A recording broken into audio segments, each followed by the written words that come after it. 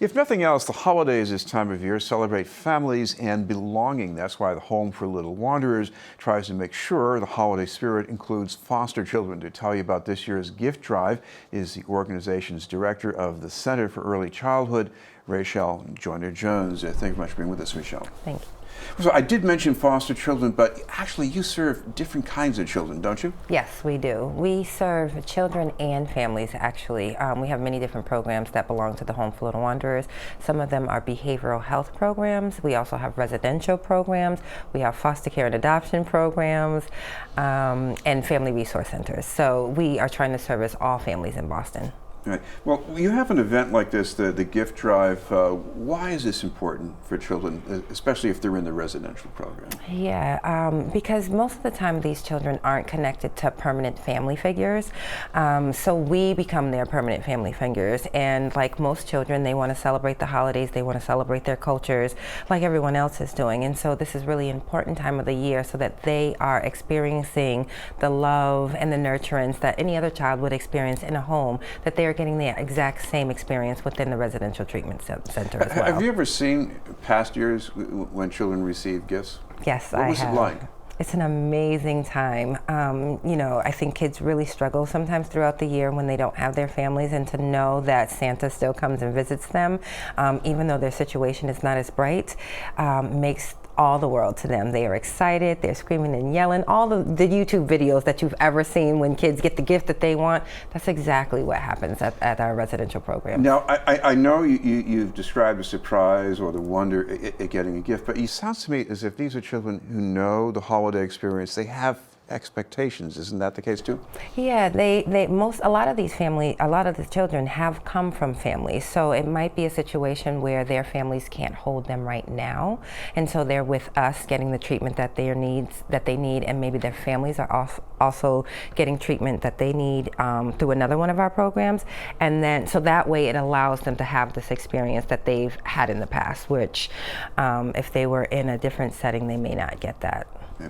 Now, one thing I noticed about, because you handle these different populations or children who are in different circumstances, I guess it's important to have people mixing in to some extent too, isn't it? Yeah, exactly. We love to have volunteers, people from all over to come and support our children. I think it's amazing to have these children see that they're not alone in this world, and that there are all different types of people that want to come out and support them. It's not just us who are paid to support them, but other people who volunteer their time. I think it's a big deal. What do people do when they're volunteering? So usually what they do is they're out shopping for gifts. We have a database, it's called the Big Wish database, and donors will go out and kind of pick up some of the items that families have wanted, and when those gifts are pledged, some of the volunteers come back and they sort out those gifts. They make deliveries to our families. They make deliveries to some of our programs. They're making sure that the gifts are age appropriate and that they're gifts that we want to give children in this day and age. So they're doing lots of different things. They're giving out hot cocoa. They're singing songs as families and other donors come and drop off gifts. So there's lots of different ways that people can donate their time at the Home for Little Wanderers. And what do they get out of that, you think? I think that they get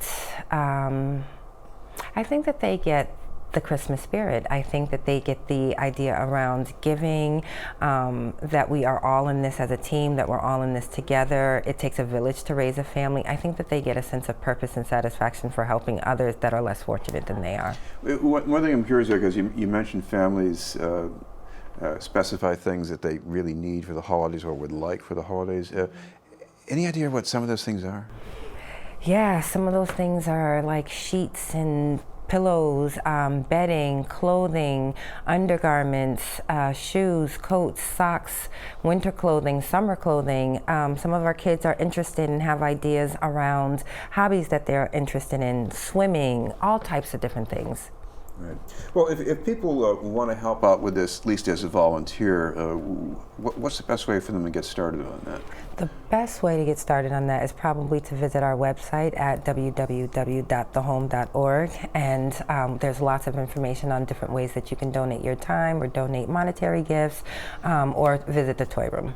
And finally, about as far as helping with the gift drive itself, are there things that people can just simply do online, even if they can't be there in person? Absolutely. They can go online. We actually have an Amazon.com wish list, and donors and families can go on that website and they can pledge different things as well. Oh, thank you very much for being with us. Anytime. Thank you.